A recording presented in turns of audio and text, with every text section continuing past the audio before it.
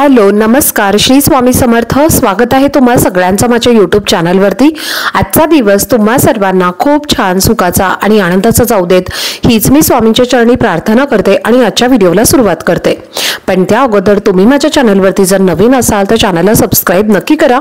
त्याचबरोबर कमेंटमध्ये श्री स्वामी समर्थ लिहायला अजिबात विसरू नका। येत्या 13 फेब्रुवारीला वार आहे मंगळवार आणि या दिवशी आहे माघी गणेश जयंती। श्री गणेश लहरी ज्या दिवशी प्रथम पृथ्वीवरती आल्या म्हणजे ज्या दिवशी श्री गणेशाचा जन्म झाला तो दिवस होता माघ शुद्ध चतुर्थी। तेव्हापासून गणपतीचा आणि चतुर्थीचा संबंध हा जोडला गेला आहे। माघ शुद्ध चतुर्थी ही श्री गणेश जयंती म्हणून साजरी केली जाते आणि या तिथीचं वैशिष्ट्य म्हणजे या तिथीला श्री गणेशाचे तत्व हे नेहमीच्या तुलनेत 1 सहस्त्र पटीने कार्यरत असतं। माघी गणेश जयंतीला विनायकी चतुर्थी किंवा तिलकुंद चतुर्थी असं देखील म्हटलं जातं। पौराणिक कथेनुसार गणपतीने राक्षसांना मारण्यासाठी 3 वेळेला अवतार घेतला होता। पहिला अवतार वैशाख शुक्ल पौर्णिमेला, त्याला पुष्टीपती विनायक जयंती असं म्हणतात। दुसरा अवतार भाद्रपद शुक्ल चतुर्थीला जी गणेश चतुर्थी म्हणून आपण साजरी करत असतो आणि तिसरा अवतार म्हणजे माघ शुक्ल गणेश जयंती जी या येणाऱ्या मंगळवारी आहे।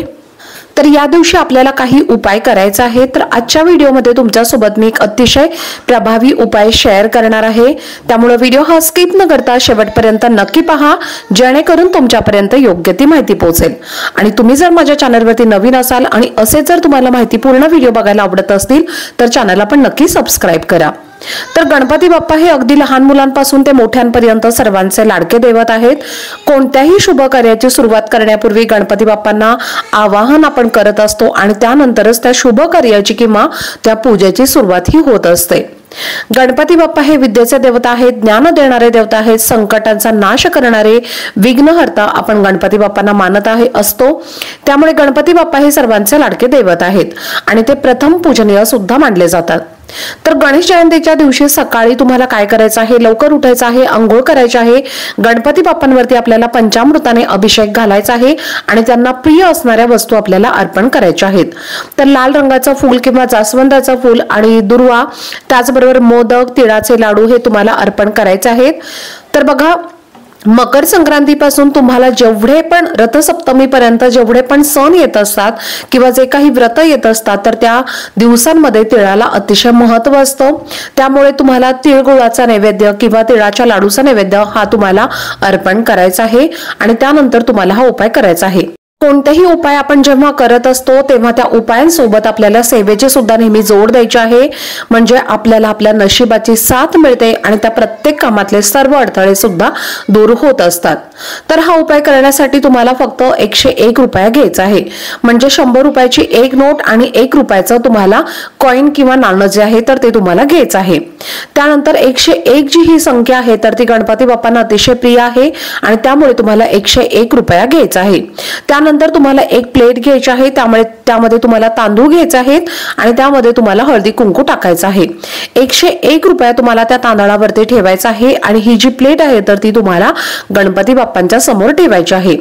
समोर ठेवल्यानंतर तुम्हाला गणपती अथर्व शीर्ष म्हणायचं आहे। गणपती अथर्व शीर्ष नंतर संकटनाशक स्तोत्र म्हणायचं आहे। गणपती अथर्व शीर्ष जे आहे तर ते गणपती बाप्पांचं अतिशय उच्च कोटीची अशी ही सेवा आहे, त्यामुळे आपल्याला ह्या सेवा करून घ्यायच्या आहेत। आणि तुम्हाला गणपती बाप्पांना साकडं घालायचं आहे, मागणं घालायचं आहे की माझ्या ज्या काही पैशांच्या अडचणी आहेत किंवा माझ्यावरती जे काही कर्ज आहे तर कष्ट मेहनत मी भरपूर करत आहे पण माझ्या कष्टाला मेहनतीला यश मिळत नाही, कुठल्याही प्रकारचं फळ प्राप्त होत नाही, तर या सर्व अडचणी दूर होऊ द्यात आणि माझ्या कष्टाला मेहनतीला योग्य ते फळ प्राप्त होऊ द्या आणि माझ्या घरातलं दारिद्र्य गरिबी जे आहे तर ते संपूर्णपणे दूर होऊ दे आणि माझ्यावरती जो कर्जाचा डोंगर आहे किंवा जी काही संकट आहेत, पैशांच्या अडचणी आहेत, मग शारीरिक असतील, मानसिक असतील, लक्ष्मी प्राप्तीबद्दलच्या असतील, तर या सर्व अडचणी तुम्हाला गणपती बाप्पांच्या समोर मनोभावे व्यक्त करायच्या आहेत आणि संपूर्ण दिवसभर तुम्हाला ती प्लेट बाप्पांच्या समोर ठेवायची आहे। त्यानंतर दुसऱ्या दिवशी अर्थातच बुधवार आहे, तर हा सुद्धा गणपती बाप्पांना समर्पित असणारा दिवस असतो। तर आपल्या हिंदू धर्मामध्ये प्रत्येक दिवस हा कोणत्या ना कोणत्या देवी देवतांना समर्पित असतो, त्यामुळे दोन्ही दिवस अतिशय छान आणि सुंदर असे आहेत। तर मंगळवारच्या दिवशी आपल्याला अंगारकी योग हा तयार झालेला आहे आणि दुसरे सुद्धा अतिशय सुंदर असे योग या दिवशी जुळून आलेले आहेत। तर गणेश जयंतीच्या दिवशी हा दिवस जो आहे तर तो त्यांना समर्पित असतो आणि बुधवार सुद्धा समर्पित असतो, त्यामुळे ही तांदळाची प्लेट तुम्हाला घ्यायची आहे। तांदूळ जे आहे तर ते तुम्हाला गाईला खाऊ घालायचं आहे, किंवा गाय नसेल तर तुम्ही पक्ष्यांना खाऊ घातलं तरीही चालेल। त्यानंतर 101 रुपयाचे आहे, तर त्यातलं एक नाणं जे आहे 1 रुपयाचं, तर ते आपल्याला उचलायचं आहे, गणपती बाप्पांच्या मंदिरामध्ये जायचं आहे आणि तिथे दानपेटीमध्ये तुम्हाला ते दान करायचं आहे। मग जे 100 रुपये आहे तर ते तुम्हाला अशा एखाद्या गरजू व्यक्तीला दान करायचं आहे, ज्या व्यक्तीला खरंच पैशांची गरज आहे तर त्या व्यक्तीला तुम्हाला ते दान करायचं आहे। आणि अशा पद्धतीने तुम्हाला हा उपाय करायचा आहे। तुम्ही जर या दिवशी दान केलं तर तुमच्या सर्व इच्छा मनोकामना या पूर्ण होतात आणि गणपती बाप्पांची कृपा आपल्यावरती प्राप्त होत असते। तर एखाद्या गरजू व्यक्तीला आपण जेव्हा हे 100 रुपये दान करत असतो तेव्हा त्याच्या ज्या काही गरजा आहेत तर त्या छोट्या मोठ्या तो थोड्याफार पूर्ण ह्या करू शकत असतो आणि त्यामुळे आपल्याला ते गरजू व्यक्तीला दान करायचं आहे आणि त्या व्यक्तीचे जे आशीर्वाद किंवा जे ब्लेसिंग्स आहेत तर ते आपल्याला मिळत असतात आणि त्यामुळे आपल्या सर्व कामातले अडथळे हे सुद्धा दूर होत असतात। मंदिराच्या बाहेर किंवा घराच्या आजूबाजूला सुद्धा तुम्ही हे पैसे दान करू शकता, पण फक्त आपल्याला गरजू व्यक्तीला हे 100 रुपये दान करायचे आहेत। रस्त्यावरती एखाद्या व्यक्तीला सुद्धा तुम्ही दान केले तरीही चालतील। तर अशा पद्धतीने तुम्ही हे दान करायचं आहे आणि तुम्ही हा उपाय नक्की करून बघा, त्यामुळे तुमच्या आयुष्यातल्या सगळ्या अडचणी या नक्कीच दूर होतील आणि पैशांच्या सर्व अडचणी समस्या या सुद्धा तुमच्या नष्ट होतील आणि तुमच्या मनातल्या सर्व इच्छा मनोकामना या पूर्ण होतील।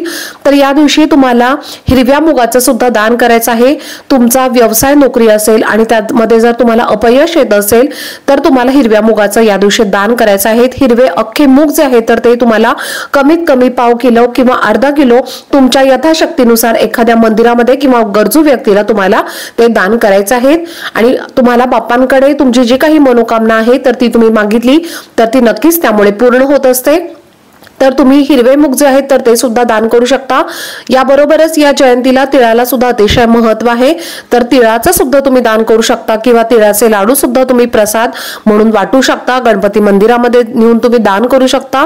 जेवढ्याही काही चांगल्या गोष्टी तुम्हाला करता येतील तर त्या तुम्ही नक्की या दिवशी करण्याचा प्रयत्न करा, त्यामुळे गणपती बाप्पांची कृपा ही कायम अखंड आपल्यावरती नक्कीच राहील आणि आपल्या मनातल्या सर्व इच्छा मनोकामना या सुद्धा नक्कीच पूर्ण होतील। तर चला, झालेली सेवा ही मी स्वामी महाराजांच्या चरणी रुजू करते। आजचा व्हिडिओ जर तुम्हाला आवडला असेल तर जास्तीत जास्त लोकांबरोबर शेअर करा आणि चॅनलला पण नक्की सबस्क्राइब करा। भेटूयात पुढच्या व्हिडिओमध्ये, तोपर्यंत सर्वांना श्री स्वामी समर्थ।